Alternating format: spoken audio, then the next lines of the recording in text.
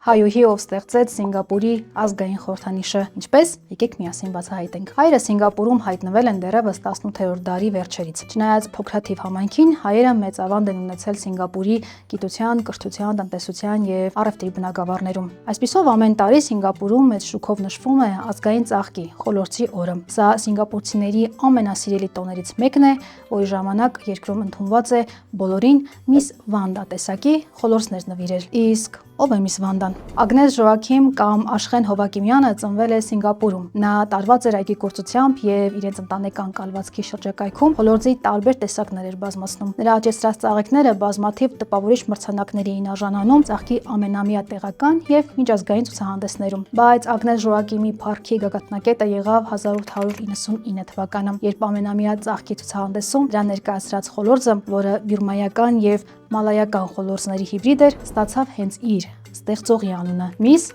Joaquim Vanda։ Եվ հենց նույն տարում 1899 թվականին պարգևատրման արարողությունից 3 ամիս անց Ագնես Հովակիմյանը մահացավ ծանր հիվանդության հետևանքով։ Իսկ իր ստեղծած հրաշքը 1981 թվականին իր մահից մոտավորապես 100 տարի անց դարձավ Սինգապուրի ազգային ծաղիկ եւ ողջ Սինգապուրի պետական խորհրդանիշ։ Աշխեն Հովակիմյանի ստեղծած ծաղիկը պատկերված է Սինգապուրի փոստային նամականիշների, սինգապուրյան մետաղադրամների եւ թղթադրամների վրա։ Ագնես Աշխեն Հովակիմյանի անունը 2015 թվականին գրառվում է Սինգապուրի կանանց փառքի ջերմասրահում։ Իսկ դուք մեկնաբանություններում կիսվեք այն անվանի հայերի մասին, որոնք փոխել են աշխարհը, եւ միացեք Ռենեսանսին նոր ու հետաքրքիր բացահայտումների համար։